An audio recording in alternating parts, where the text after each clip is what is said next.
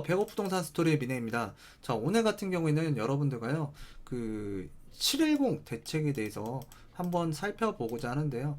일단 710 대책이 나오기 전에 617 대책이 나왔습니다. 617 대책. 예. 그랬을 때 지금 21번째 정책까지 나왔는데 시장에서 먹히지가 않았어요. 자, 그래서 이제 정부에서 자, 극단의 조치, 주택을 취득하고 보유하고 양도하는 데 있어서 역사적으로 전례가 없는 초강력 카드, 규제 카드가 나왔습니다. 자, 그랬을 때 이게 지금 앞으로 시장의 흐름을 어떻게 변화시킬지에 대해서 궁금해 하시는 분들이 되게 많아요. 저도 마찬가지로 앞으로 시장이 어떻게 전개가 될지에 대해서는 저도 예측하고 조금 짐작하는 바는 있지만 그게 제가 생각하는 대로 흘러가는 게 시장이 아니잖아요. 자, 그랬을 때 일단 지금 저도 지켜보고 여러분들과 앞으로 이 흐름이 전개되는 상황에 대해서 이야기를 나눠보도록 하겠는데요. 일단은 돌아오는 이번 주 같은 경우에는 전반적으로 관망하는 시장이 전개가 될 것이다. 또 그리고 이제 전반적으로요. 6주 정도가 지나가게 되면 이 정책적인 효과가 나온대요. 그래서 이 정책이 실패를 했는지 아니면 성공을 했는지 뭔가 이 6주 정도가 되면은 나온다고 하는데 그 6주가 굉장히 중요한 변곡점이 될 수 있다. 자, 그렇지만 일단 지금 요번 주 같은 경우에는 관망하는 시장이 전개가 될 텐데 지금 뭐 여러분들께서 시장에 지금 무주택자든 아니면 주택을 여러 채 소유하고 있는 다주택자든 1주택자든 지금 시장에 참여하고 있는 분들이거든요. 자, 그랬을 때 지금 관망한다고 해서 그냥 가만히 있을 게 아니고 지금 여러분들이 갖고 있는 자금이라든가 또는 그 자산, 그러니까 물건이죠. 자, 물건에 대해서 한 번쯤 점검해 봐야 되는 시점이라고 판단이 돼요. 그래서 이제 빠른 선택을 할 수 있게끔 여러분들께서 시장의 흐름을 예의주시해야 되는 사항이라고 보여지는데요.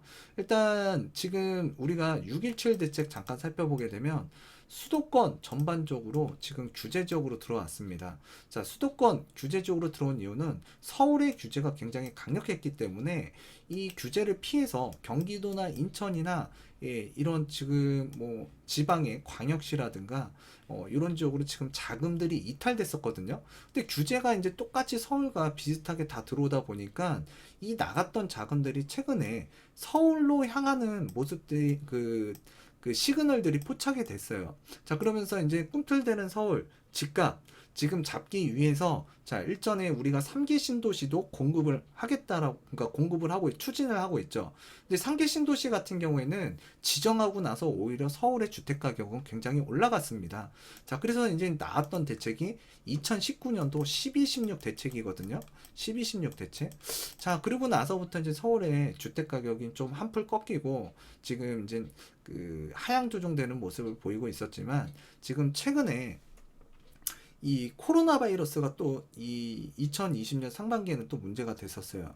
자, 그런데 이제 요번에 우리가 이제 초강력 이 710 대책이 나왔는데 지금 여태까지 21번째 규제가 나오면서 집값이라는 게 잡히지가 않았어요. 그래서 22번째 규제 지금 반신반의 하는 분들도 있지만 일단 규제가 제가 봤을 때도 너무나 강력하기 때문에 일단 지금 시장의 흐름은 당분간 조금 어렵게 가지 않을까 이게 이제 제가 생각하는 부분이고요. 자, 그랬을 때 이제 요 내용 지금 여러분들과 오늘 얘기하고 싶은 내용은 일단 상대적으로 또 반사 이익을 보는 지역과 그 다음에 반사 이익을 보는 부동산이 분명히 존재할 거라는 얘기죠. 자, 그랬을 때 이런 지역으로 사람들의 관심이 많이 몰릴 거다. 많이 몰릴 거고요. 또 이제 종부세가 굉장히 강력하기 때문에 일단 여러 채를 갖고 있는 다주택자라 그러면 일단 못난이 주택, 내가 갖고 있는 것 중에서 못난이 주택 같은 건 좀 처분 전략이 들어갈 것 같고, 자, 그리고 나서 이제 조금 더 이 안전자산이라고 할 수 있고 확실한 투자처라고 생각하는 이 똘똘한 주택으로 좀 자금이 쏠리고 그리고 또 그 주택을 보유하고 나머지 주택은 좀 처분하는 전략 쪽으로 많이 갈 것 같습니다. 자, 그랬을 때 일단 예전에 근본과 같이 강력한 규제가 나온 적은 없었지만 예전에 과거를 돌아보게 되면 규제가 완화됐다가 이 완화된 시점에서 주택 경기가 또 과열되고 가격이 올라가니까 규제가 강력하게 들어왔던 시점들이 있거든요. 그런 상황들을 제가 뒤돌아 봤을 때 지금 근본과 같은 경우에는 일단 요 똘똘한 주택 쪽, 야, 그러니까 이제 좀 뭔가 확실한 지역을 중심으로 해서 보유하고 다주택자 같은 경우에 나머지 물건에 대해서 좀 처분하는 전략이 들어가지 않을까라고 판단이 됩니다. 자, 근데 이제 종부세도 자, 내가 버틸 수 있는 자, 금액대로 이 세금이 물리느냐 아니면은 내가 이 세금을 종부세를 내는 데 있어서 좀 부담감이 가느냐에 따라서 이것도 차별화가 있다라고 보시면 돼요. 그래서 다주택자라도 부담감이 조금 그러니까 생각만큼 좀 버틸 수 있다라고 생각하시는 분들은 가져갈 거예요. 근데 이제 내가 갖고 있는 이 다주택에서 이 앞으로 2021년 그 종부세가 나오게 되면 보유세가 나오게 되면 굉장히 생활하는 데 지장이 있고 부담스럽다. 자, 그러면 이런 물건들은 앞으로 처분되는 물건들이 많이 나올 거다라고 판단이 되어지거든요. 자, 그랬을 때 일단 정부라는 곳은 자, 정책을 하는 거죠. 정부는 자, 그리고 이제 정책을 내는 곳입니다. 정책. 근데 이제 정부라는 곳은 이 정부가 만들어지기 위해서 일단 우리가 정치인들이 참여하는 곳이잖아요. 그래서 정치적인 목적도 있습니다. 자, 그랬을 때 이제 부동산이라는 거를 우리가 이제 살펴봤을 때 이 정치적인 목적에 의해서 부동산 정책이, 그러니까 대책이 나왔느냐, 아니면 정책적인 목적을 달성하기 위해서 정책이 나왔느냐에 따라서 이게 많이 달라질 것 같아요. 자, 그랬을 때 지금 상황 같은 경우에는 일단 이 부동산에 대한 가격 상승률이 굉장히 높다 보니까 이 정부에서 얘기하는 서민 실수요가 보호가 안 된다. 그리고 원방로 되게 많이 듣고 있습니다. 그래서 이제 정부의 이야기를 듣고 자, 지금 충실하게 뭔가 이렇게 따라갔던 분들이 지난 4년 동안 이 정부의 그 시각과 좀 달리 반대로 갔던 사람들보다 상대적으로 자산 격차가 많이 일어났거든요. 그 자산 격차가 많이 일어나서 보니까 열 받아요, 안 받아요? 받죠. 예, 상대적인 박탈감. 그 박탈감이 컸던 지난 3, 4년이었다고 보시면 될 것 같아요. 자, 그래서 지금 현재 그 부동산이 굉장히 이슈가 되고 있고 지금 문제가 되다 보니까 정부의 최우선 정책은 부동산 집값을 잡는데 포커스가 있었다고 보시면 될 것 같고요. 6.17 대책이 나온 지 얼마 안 됐는데 주택 가격들이 예전 2019년 1216 대책 이전보다 신고가를 찍고 가는 모습들이 포착이 됐고 또 이제 정책적으로 이 6.17 대책이 큰 의미가 없자 급하게 이 710 대책이 나왔다고 보시면 될 것 같아요. 이 710 대책 급하게 나왔다라는 게 지금 관계부처 공무원들 분명히 밤이든 낮이든 진짜 밤낮 없이 지난 며칠 동안 굉장히 일을 열심히 해서 이 대책이 나왔다고 보여지거든요.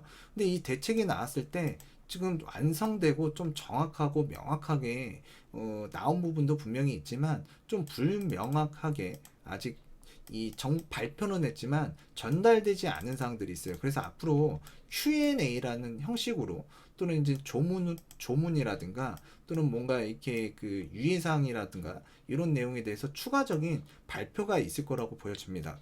일단 이런 것들은 그렇게 알아두시면 될 것 같은데 일단 제가 말씀드리고 싶은 건 이 정책적 목적, 이 뭔가 달성하기 위해서 이 규제가 나왔는데 근본적인 원인이 이번에 보게 되면 법인, 예, 굉장히 제가 봤을 땐 법인과 개인으로 나눠보면 이 개인보다 법인이 굉장히 강력하게 두들겨 맞았다.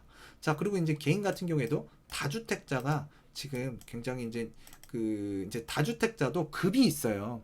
자, 급에 따라서 이제 부담이 되냐 또는 상대적으로 덜 부담이 되냐 이 상황이 이제 놓여지게 되는데 전반적으로는 세금 올라간 거 맞습니다.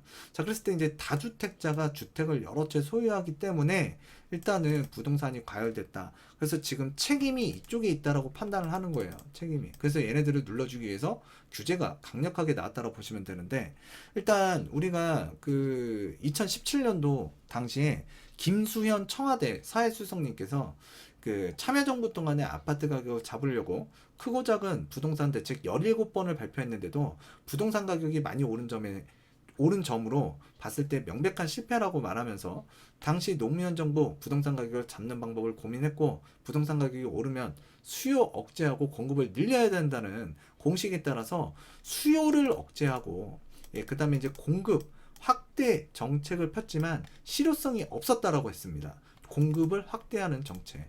자, 그런데 요번에도 마찬가지로 수요를 억제했고요. 그리고 이제 공급은 30만 호, 공급 30만 호 이제 해요. 근데 이제 우리가 전반적으로 내년에 이 전반적으로 이제 그 수도권, 특히나 이제 서울 지역 같은 경우에는 공급이 지금 올해보다도 지금 많이 딸린다라고 보시면 될 것 같아요. 많이 줄어든다. 줄어드는 상황이에요. 자, 그런데 일단 수요 억제책, 수요 억제한다고 해서 지금 집값이 안 올라갔나요? 올라갔잖아요. 자, 그랬을 때 일단 수요 억제 공급 확대라는 틀로만 한국 부동산 정책을 이해하기에는 부족했는데 그걸 뒤늦게 알았다라고 이 김수현 청와대 사회수석님께서 예전 2017년도에 그 뉴스에 한번 이야기가 실린 적이 있습니다. 자, 그랬을 때 이제 그 부족했던 것이 전 세계 금융위기에 도화선이 된 과잉 유동성 부동산 거품이었다. 자, 그래서 지금 현재 보게 되면 부동산 지금 왜 올라갔을까요? 지금 저금리 기조에 지금 풍부한 유동성 자금이거든요. 제가 봤을 때에는 지금 이 정책이 나왔다고 해서 자, 부동산이 그냥 가만히 있을 거냐? 저는 그렇게 보진 않아요. 자, 그래서 이제 요 자금들이 일단 어느 한쪽으로 집중이 될 거고 또 그리고 또 상대적으로 부동산 자, 여러 가지가 있습니다. 토지도 있고 또 주택에도 재개발이 있고 분양권도 있고요. 또 여러 가지 뭐 상가도 있고 자, 그랬을 때 이제 오피스텔도 있고 자, 그랬을 때 이제 우리가 선택할 수 있는 부분들이 많은데 일단 상대적으로 반사이익을 받는 부동산 상품군이 분명히 있다고 보여져요. 그래서 이 지금 세계적으로 우리나라만 그런 건 아니고 자, 유동성 자금이 굉장히 풍부하다고 보시면 될 것 같아요.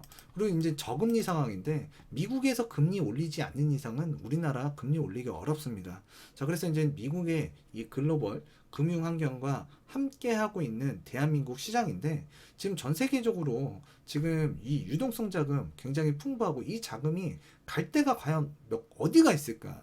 우리나라만의 문제는 아니라고 보여져요. 그래서 지금 그 이 집값 거품이 쌓여가는 지금 어떻게 보면 거품이라고도 보여져요. 지금 뭐 강남에 뭐 30억, 40억, 50억 하는 아파트 어떻게 보면 거품일 수 있습니다.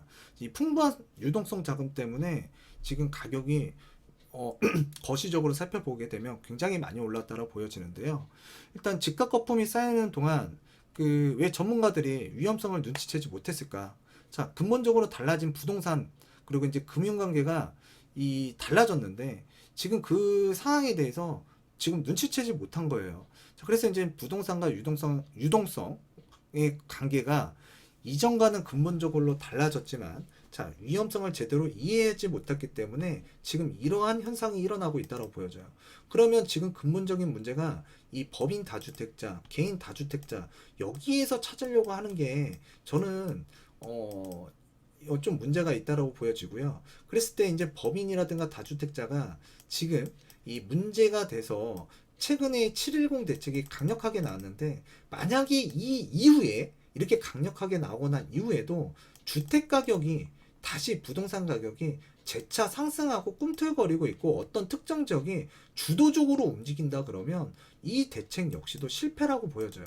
자, 그랬을 때 그 원인이 그러면 잘못 짚었다라고 보여져야 되는데 일단 그거는 조금 더 시간이 지나고 난 이후 뭐 보통 6주 정도 되면은 이 정책적인 효과가 나온다고 하거든요. 자, 6주 이상을 한번 지켜보고 그 부분에 대해서 여러분들과 한번 이야기를 나눠보도록 하겠습니다. 자, 그래서 일단 그 2017년도에 그 김수현 청와대 그 사회수석님이 이 연합뉴스하고 이제 그 이야기를 하면서 실렸던 기사 내용을 이제 인용해서 말씀드렸다고 보시면 될 것 같고요. 자, 그랬을 때 일단 그 근본에 그 가장 임팩트가 컸던 부분은 저는 취득과 보유 양도 중에서 취득이었다고 보시면 돼요. 취득세가 굉장히 강력했습니다. 자, 그랬을 때 이제 취득세가 너무 세게 나왔죠. 그래서 이제 2주택자는 8%, 그리고 3주택자 이상은 12%, 그리고 4주택 이상도 12%, 그리고 이제 법인 같은 경우에도 12%예요. 굉장히 강력하게 나왔습니다. 자, 나왔는데요. 일단 지금 여기서 보게 되면 지금 7월 12일자, 예, 어제, 그러니까 그 지금 일요일자 뉴스라고 보시면 되는데, 그 청와대 그 주택비서관도 똘똘한 한 채 강남 대신 세종 팔았다. 그래서 이제 세종시도 좋고 강남도 좋습니다. 자, 일단은 세종시에 있는 물건을 매도를 했다. 자, 그리고 또 이제 그 금융위원장 님께서도 세종 아파트를 팔고요. 그리고 지금 그 서초구 잠원 현대 전용 84제곱미터 지금 현재 갖고 있다라고 보시면 될 것 같은데, 일단 세종시 그 도랜마을 20단지 84제곱미터를 매각하는 매매 계약을 최근 체결했다고 합니다. 자, 그리고 또 이제 노영민 대통령 비서실장님도 그 반포동 아파트, 청주 아파트, 그래서 이제 청주 아파트를 먼저 팔았다가 지금 여론에서 문매를 맞았기 때문에 지금 그 노 비서실장님도 의도와 다르게 서울 아파트를 남겨둔 채 청주의 아파트를 처분하는 것이 서울의 아파트를 지키려는 모습으로 비춰졌기 때문에 국민의 눈높이에 미치지 못했다면서 서울 아파트도 팔겠다. 자, 이거 이제 언론에서 많이 나왔죠. 자, 그랬을 때 제가 이 이야기를 말씀드리는 건 뭐냐면, 일단 똘똘한 한 채로 많이 몰리겠다는 얘기예요. 이 똘똘한 한 채가 지금 이 강남이라고 지금 우리가 알고 있는데, 앞으로는 이 강남 상구뿐만이 아니라 내가 갖고 있는 돈이 5억이에요. 그럼 5억 선에서 선택할 수 있는 5억 선에서 선택할 수 있는 지역을, 자, 지역을 선정을 할 거란 말이에요. 그 지역을 선정했을 때 일단 그 지역에서 뭔가 그래도 가장 괜찮고 가장 선호하는 주택군을 이제 선택하는 경향들이 많이 나올 거란 얘기죠. 자, 그랬을 때 일단 똘똘한 주택이라는 개념이 이 강남 상구에만 집중적으로 이제 우리가 알고 있는 내용으로만 보실 게 아니라, 이제 어느 지역이든 내 자금에 맞춰서 내가 선택하는 데 있어서 최상의 주택을 선택했다. 위치와 입지를 선택했다. 자, 그런 게 이제 앞으로 똘똘한 주택이라고 보시면 될 것 같아요. 그러니까 지금 뭐 경기도를 가더라도 뭐 광명이든 안양이든 수원이든 인천이든 가게 되면 그 지역의 핵심 입지, 핵심 학군, 핵심 교통, 핵심 개발 지역이 분명히 있습니다. 자, 그 지역에서 내가 가진 돈을 가지고 최선의 물건을 갖는 거, 그게 바로 이제 똘똘한 주택의 개념으로 좀 바뀔 것 같아요. 자, 그랬을 때 그런 내용들을 여러분들이 좀 이해하신 다음에, 시장은 분명히, 자, 이 무주택자, 실수요자, 그리고 또 이제 그 주택을 처분하고 또 새로운 주택을 이렇게 지금 매입하려고 대기 중에 있는 분들, 주택을 갈아타려고 하시는 분들 분명히 있다는 얘기죠. 자, 그런 것들을 여러분들께서 이제 좀 상기시켜 주셨으면 좋겠고요. 자, 그리고 또 이제 그 최근에 저렴했던 금천구, 도봉구, 구로구 월세가 지금 전달 대비해서 9% 정도 올랐다고 합니다. 지금 전세 가격 계속 올라가고 있죠. 근데 이제 전세 가격 지금 우리가 조정 대상 지역, 그러니까 규제 지역에 3억 원 이상 3억 원 이상 아파트를 전세 끼고 샀다 그러면 전세 자금 대출 많이 안 나와요. 자, 그리고 지금 최근에 전세 굉장히 부족하다고 그러죠. 전세 가격 굉장히 계속 올라가고 있다고 합니다. 자, 그래서 이제 월세 쪽으로 아마 지금 많은 사람들이 좀 전환될 거다. 그 월세는 앞으로 올라갈 거다. 근데 이제 월세, 예, 좀 많이 올라갈 거고요. 나라에서는 일단 월세를 받게 되면 집주인들한테 또 2천만 원 이하이더라도 일단 세금을 또 확보하는 부분이 있습니다. 자, 그래서 이제 정부에서는 세수 확보하는 데도 좀 유리하다고 보시면 될 것 같고요.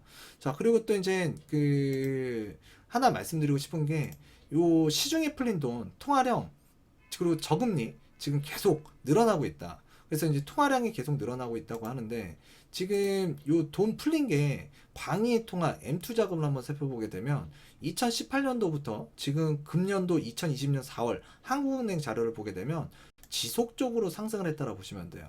지속적으로. 그래서 2018년도에 2626조 9천억 원이었는데 지금 현재 3018조 6천억 원이라고 보시면 될 것 같아요. 그래서 굉장히 많은 자금, 그 광의 통화가 지금 계속적으로 늘어나고 있다. 그래서 유동성 자금이 굉장히 풍부한 거고, 우리가 얼마 전에도 지금 그 바이러스 때문에 또 나라에서 지원금 받았잖아요. 자, 그 지원금 받으면서 그냥 돈이 나오나요? 예, 뭐 추경도 했고, 예, 그러니까 즉 이 통화량이 점점 유동성 자금이 그 늘어났다고 보시면 되는 것 같아요. 그래서 이제 화폐의 가치보다는 물건의 가치가 좀 늘어나다 보니까 지금 주택 가격이 굉장히 상승을 했다고 보시면 되고, 또 하나 주식으로도 우리나라 사람들이 굉장히 투자를 하는 걸 좋아하는데, 주식 같은 경우에는 일단 그런 것 같아요. 지금 이 양도세 부분에 대해서 말이 굉장히 많았고요. 또 이 양도세를 이제 앞으로 물리겠다라고 하니까, 또 주식 같은 경우에는 위험 자산이잖아요. 그 위험 자산이다 보니까 또 사람들이 또 그 내용을 보고 또 부동산에 또 집중한 최근에 그 시장이었다라고 또 판단을 하셔도 될 것 같습니다. 자, 그래서 이제 지금 그 KB 주간 보도 자료를 보게 되면, 지금 현재 서울시도 아파트 매매 가격 주간 변동률, 그래서 지금 세종시가 가장 많이 올랐고 서울 굉장히 많이 올랐습니다. 자, 그리고 이제 경기도가 이제 세 번째로 이제 올라가고 있는데, 전국적으로 전반적으로 보게 되면 지금 상승을 하는 모습을 나타내고 있고요. 서울 아파트 매매 가격 주간 변동률을 보게 되면 지금 은평구, 송파구, 영등포구, 구로구, 강남구, 예, 굉장히 주간 변동률이 높게 상승을 했다고 보시면 될 것 같아요. 또 이제 경기도 지역 같은 경우에도 보게 되면 일단 그 뭐 고양시, 덕양구, 그다음에 성남 중원구, 성남 분당구, 군포, 예, 수원 영통구, 예, 굉장히 상승을 많이 한 상위 지역이라고 보시면 될 것 같고요. 그리고 이제 전세가 굉장히 지금 가파르게 올라가고 있고 물건도 부족하다고 하는데, 지금 세종시도 전세가가 올라가고 대전, 서울, 울산, 예, 전반적으로 전세 가격이 올라가고 있습니다. 서울 같은 경우에는 성동구, 송파구, 강남구, 성북구, 서초구 계속 올라가고 있다고 보시면 될 것 같고요. 자, 그랬을 때 지금 이 저렴했던 금천구, 도봉구, 구로구도 지금 월세가 올라가고 있다. 자, 월세가 올라가는 이유, 예, 전세 물건은 지금 부족하고 가격 올라가고 있습니다. 올라가고 또 이제는 우리가 3억 이상 그 규제 지역에서 아파트를 사게 되면 일단 전세자금 대출 해소하는 부분도 있고요. 자, 그랬을 때 일단 지금 대부분의 사람들이 이 지금 1주택자도 뭔가 이 주택을 사야겠다. 자, 그랬을 때 자금이 부족하니까 대출도 잘 안 나오니까 일단은 내가 가지고 있는 돈에 맞춰서 전세 끼고 살 수 있는 주택들을 많이 알아보거든요. 자, 그리고 나서 사람들이 이용하는 게 바로 전세자금 대출이었는데, 일단 그런 부분들이 이제 앞으로 맡기기 때문에, 자, 일단 월세로 살아가는 사람들이 많이 늘어날 거다. 제가 앞으로 말씀을 드렸는데, 월세 그러니까 월세 쪽으로 가는 사람들이 되게 많아질 거예요, 앞으로. 자, 그래서 이런 내용도 좀 봤고요. 자, 그랬을 때 이제 여러분들한테 지금 말씀드리고 싶은 내용은 다른 게 아니에요. 만약에 요번에 그 여러 가지가 지금 얘기하고 싶은 게 많은데 시간적으로 좀 제약이 있기 때문에 제가 말씀을 전부 다는 못 드리겠고, 지금 그 일단 요번 대책에서 문제점이라고 할 수 있는 게 일시적 2주택에 대한 언급이 없었습니다. 자, 그래서 이제 일시적 2주택도 8% 취득세를 내야 된다는 이야기가 지금 커뮤니티나 아니면은 지금 그 제 주변에서도 기다 아니다 막 이야기가 많이 왔다 갔다 하는데, 이거는 일단 나와봐야 알 것 같아요. 그래서 이제 법이라는 거는 좀 나한테 불리하게 생각하는 게 맞거든요. 그래서 이제 불리하게 생각하시는 게 맞다. 자, 그리고 또 이제 그 현재 법인 현물 출자 시 취득세 감면 뭐 이런 부분들도 있고, 지금 여러 가지 이제 그 여러분들이 이제 그 변화되는 내용에 대해서 지금 알아둬야 될 것 같은데요. 일단 최고 이제 여러분들한테 마지막으로 이제 궁금해하시는 게, 일단은 그 어느 쪽으로 이제 사람들이 많이 관심을 가질까? 당연 서울의 강남 상구 고가 아파트, 지금 다주택자라면은 일단 주택이 여러 개가 있어요. 그러면 못난이 주택 같은 경우에는 좀 처분을 하고, 지금 보유세 부담 때문에 일단 요 똘똘한 주택, 그래서 이제 똘똘한 주택 현상이 일어날 것 같고요. 그래서 이제 강남 상구의 집값 흐름을 여러분들께서 관망하고 지켜보는 게 굉장히 중요할 것 같습니다. 자, 그리고 또 이제 여러분들께서 또 살펴봐야 되는 내용이, 지금 이 앞으로 부동산 또 관심 가질 만한 것이 뭐가 있을까? 서울 부동산 그 지역에 이제 좀 전에 말씀드렸다시피, 또는 이제 뭐 대전이든 각 지역에서 일단은 똘똘한 주택 쪽으로 이제 선호 현상이 있을 거고, 재개발, 입주권 같은 경우에 굉장히 관심을 또 많이 받을 것 같아요. 6.17 대책에서 지금 나오고 났을 때 재개발이 상대적으로 규제가 없었거든요. 근데 지금 7.10 대책을 보게 되면 일단 자금이 좀 갖고 계신 분이라든가, 또는 지금 좀 뭐 다주택자분인데 좀 더 뭐 늘리고 싶어요. 자, 그랬을 때 지금 종부세 올라가는 게 그렇게 부담스럽지 않다. 자, 그런 분들이 있거든요. 그런 분들 같은 경우에는 재개발 입주권, 자, 멸실 후에는 그 토지취득세 4.6%를 냈기 때문에 지금 그 우리가 3주택 이상, 2주택 이상이면 8%에서 지금 12%를 내야 되는데 상대적으로 취득세에 관한 그 메리트가 있다고 보시면 될 것 같아요. 그래서 지금 재개발 입주권인데 제가 말씀드렸습니다. 멸실 후, 예, 멸실 후에요. 멸실이 됐을 때에는 이제 주택으로 보지 않고 토지 취득세 4.6%로 이제 그 적용이 되고 또 이제 종부세도 이제 제외가 됩니다. 왜? 주택이 멸실이 됐잖아요. 그래서 종부세가 들어가지 않기 때문에 아파트가 이제 멸실되고 보통 한 3년 정도는 예, 앞으로 이제 신축 아파트가 되기 전까지는 이 지금 주택 종부세에 해당되지 않고 취득세도 상대적으로 반사적인 이익을 보기 때문에 아마 이 서울 이 재개발 시장 예, 굉장히 조금 각광을 받을 것 같은데 자 멸실이 된 이 입주권 굉장히 인기가 있을 것 같다. 또 이제 참고로 또 말씀드리면 이 재개발 같은 경우에는 도로라든가 또는 임야 또는 무허가 건축물 또는 이제 나대지 등 이 재개발 특수 상품들이 있어요. 이 특수 상품 같은 경우에는 또 토지 취득세 4.6%를 내기 때문에 일단 여러분들께서 이 종부세도 피할 수 있고 또 이제 그 상대적으로 이 취득세 반사이익을 볼 수 있기 때문에 예전에는 취득세 4.6%를 낸다 그러면 굉장히 높았거든요. 근데 지금 상대적으로 다주택자 주택을 좀 늘리려고 하는 사람들 같은 경우에는 지금 현재 상대적으로 굉장히 메리트가 있어 보이는 4.6%로 변한 거죠. 자, 그리고 종부세도 피해갈 수 있고요. 자, 이런 내용들이 있다고 보시면 될 것 같고요. 그 다음에 지금 우리가 재개발 같은 경우에는 재건축과 달리 이 상가라는 게 있습니다. 상가. 이 상가 같은 경우에는 말 그대로 주택인가요?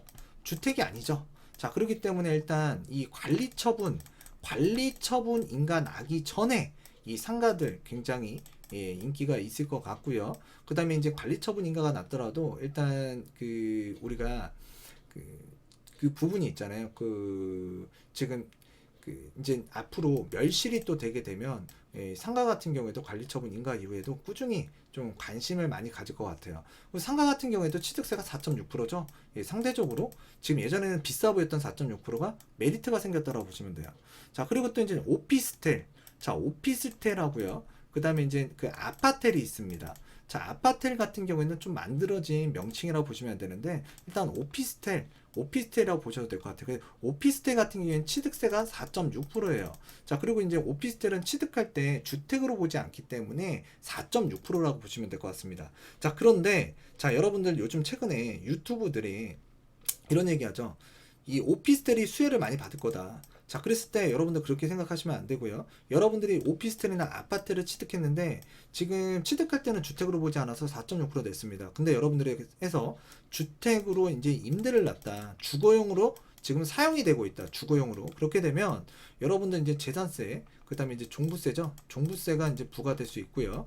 그다음에 양도할 때 양도세에서 중과 대상 주택으로 포함이 된다라는 거. 그래서 요거는 조금 여러분들 생각보다 조금 잘 모르고 투자하게 되면 일단은 여러분들 그 나중에 그 보유하거나 또는 양도하실 때 굉장히 애로사항이 있을 수 있다. 자, 그래서 요거는 살짝 예, 비추천이라고 보시면 될 것 같고요. 또 주택가격 상승률을 봤을 때, 자, 오피스텔 같은 경우에는 잘 안 올라요. 아파트 같은 경우에는 지역에 따라서 자, 상승도 하기도 하지만 사실상 가격이 큰 변화가 없는 자, 부분도 있기 때문에 요거는 여러분들께서 선택적으로 접근해라. 자, 그런데 이제 제가 아까 말씀드렸다시피 자, 이제 종부세라든가 자, 양도세 중과로 들어갈 수 있는 이 부분이 있기 때문에 여러분들께서 향후에 취득하더라도 어떻게 사용하느냐에 따라서 달라질 수 있다라는 점. 자, 그리고 이제 중공업 지역에 대한 자, 공장 부분도 여러분들께서 좀 살펴봐야 되는데 공장 같은 경우에도 취득세가 4.6%입니다. 자, 그랬을 때 이제 우리나라에서 지금 현재 그 추진하려고 하는 것이 바로 공공 재개발 사업 같은 것들 진행 많이 하려고 하잖아요. 그다음에 이제 도심 속에 그 뭔가 이 용적률 향상 시키고 그다음에 이제 뭔가 이렇게 주거용으로 좀 전환시킬 수 있는 사업을 전개하겠다라는 그런 내용들이 지금 담겨 있는데 앞으로 이제 공장 부지 같은 경우에도 지금 좀 그 미리미리 좀 자금이 되시는 분들 같은 경우에는 일단 이 취득하신 분들이 좀 있어요. 뭐 왜 취득을 했냐? 앞으로 이제 그 도시환경 정비 사업이라든가 일단 재개발 사업 쪽으로, 그러니까 도시환경 정비 사업이 맞을 거예요. 도시환경 정비 사업으로 좀 진행이 될 것 같고 움직임이 있을 것 같은 지역들을 일단 취득세, 공장 같은 경우 취득세 4.6%죠. 또 주택에 들어가지 않죠. 자, 그렇기 때문에 이쪽 지역에다가 그 뭔가 세입자, 공장에도 이제 세입자가 있을 거 아니에요. 사업하시는 분들. 세입자 끼고 또 대출이 나와요. 대출이 나오면 이 대출을 받아가지고 내가 갖고 있는 돈, 이 돈을 가지고 투자하시는 분들이 꽤 많았습니다. 자, 그랬을 때 일단 중공업 용지에 있는 공장, 소형 공장 같은 것들을 좀 많이 눈여겨보지 않을까. 자, 그리고 이제 마지막으로 이제 말씀드리고 싶은 게 그런 부분들이 있어요. 상가. 최근에 저도 이제 중개업을 하는데 이 상가에 대한 문의가 굉장히 늘어났습니다. 지금 며칠 동안 상당히 상가에 대한 문의가 없었지만 지금 많이 늘어났거든요. 말 그대로 지금 저금리예요. 자, 금리가 떨어질수록 상가에서 받는 월세 가치는 올라간다라고 보시면 돼요. 월세 가치는. 예, 월세 가치는 올라간다. 근데 지금 상가가 좀 호불호가 갈려요. 자, 복합 상가 같은 경우에는 별로 추천 안 드리고요. 아파트 단지 내 상가에 일단 우리가 필수적으로 들어가는 근린생활시설이 있거든요. 그 근린생활시설에 보게 되면 뭐 미용실도 있고 뭐 슈퍼도 있고 편의점도 있고 부동산 아파트 단지 몇 개씩 들어가잖아요. 근데 아파트 단지라고 했을 때 상가가 너무 많이 들어가면 별로 안 좋고요. 자, 아파트 단지 내 상가에서도 일단 입지에 따라서 지금 그 사람이 돌아가는 동선을 잘 살펴본 다음에 그 다음에 여러분들이 이제 취득 가격 그런 것들을 조금 여러분들께서 이제 시장을 여러 군데를 돌아다니다 보면 괜찮은 물건들을 많이 찾아보실 수 있어요. 자, 그랬을 때 지금 현재 주택에 대한 이 세금이 강화되다 보니까 상가 문의가 굉장히 늘어나고 있다. 자, 그런데 또 이제 한 가지 또 문제점이 있어요. 자, 그랬을 때 이제 어떤 부분이냐? 바로 이제 최근에 자영업자의 그 사업들이 굉장히 조금 어렵잖아요. 자, 어려운데 이 복합상가 그래서 가지 말라는 얘기예요. 트렌드가, 사업 트렌드가 어떻게 됐죠? 지금 트렌드가 지금 여러분들 잘 생각해 보시면 요즘에는 주차 뭐 아니면 쇼핑 그리고 아이들 놀이공산 그 다음에 지금 우리가 커피도 마시고 점심도 먹고 저녁도 먹을 수 있는 뭐 스타필드라든가 아니면 이케아 또는 롯데 프리미엄 아울렛처럼 이런 진짜 대규모 이 상권으로 우리가 많이 그러니까 쏠려 있거든요. 자, 그랬을 때 동네에 일반적인 주택가라든가 또는 구도심의 이런 상권 같은 경우에 지금 상권들이 예전 많지는 못해요. 자, 그래서 이제 복합상가 같은 경우에는 또 분양 가격이 비싸기 때문에 상대적으로 조금 별로라고 보여지고요. 별로인 상품들이 많은 거예요, 상대적으로. 그렇지만 이제 아파트 단지 내 상가 같은 경우에는 예전에는 좀 많이 만들었어요. 그래서 아파트 단지 같은 경우에도 한 3분의 1 정도는 성공하고 3분의 2는 공실인 경우가 많습니다. 자, 그런데 일단 아파트 단지 내 상가에서도 상가 개수가 좀 적고요. 자, 그 다음에 이제 그 상가 개수가 좀 적고 또 이제 주택군에 또 이 포함이 되지 않기 때문에 지금 상가 쪽으로 좀 월세 받아서 좀 이렇게 조금 이 가처분 소득을 좀 늘려보고 싶다. 자, 그리고 이제 주택에 대한 세금이 너무 부담스럽다. 자, 그랬을 때 또 상가도 취득세는 4.6%죠. 자, 그러신 분들이 지금 이쪽 상가 쪽으로 최근에 또 상가 가격도 조금 저렴한 상가들도 좀 많이 있었거든요. 자, 그런데 이제 상가들도 어느 순간부터 많이 사라진 것 같아요. 자, 그랬을 때 요번에 이 상가도 조금 이 주택 이 세제가 굉장히 강력해지면서 상대적으로 반사이익을 받을 것 같고요. 또 이제 토지 쪽으로도 또 관심이 많이 가는 것 같아요. 이제 토지도 마찬가지로 이제 취득세가 4.6%인데 일단 토지, 상가 이쪽도 지금 가격이 주택이 올라간 만큼 그 올라가줘야 되는데 토지도 별로 안 올라갔고요. 이 상가도 별로 안 올라갔습니다. 그래서 요번에 이 토지라든가 상가 자, 요런 상품군 쪽으로 아까 말씀드렸던 재개발 또는 이제 재개발 특수 상품 또 그리고 또 이제 그 입주권을 받을 수 있는 상가 그리고 이제 중공업 지역에 있는 공장들 자, 이런 상품군들이 지금 주택이 올라간 만큼은 아니더라도 좀 시장에서 관심을 갖고 좀 매매 거래도 많이 이루어지는 지금 당분간의 시점이 되지 않을까라고 판단이 됩니다. 그래서 여러분들 이쪽으로 시장이 흘러갈 수 있기 때문에 한번 이쪽 시장도 한번 눈여겨보시고 관심을 가져보는 것도 나쁘지 않을 것 같습니다. 자, 그래서 오늘은 이쯤에서 마치도록 하겠고요. 다음 시간에도 유익한 내용으로 다가서는 100억 부동산 스토리의 미래가 되도록 하겠습니다. 감사합니다.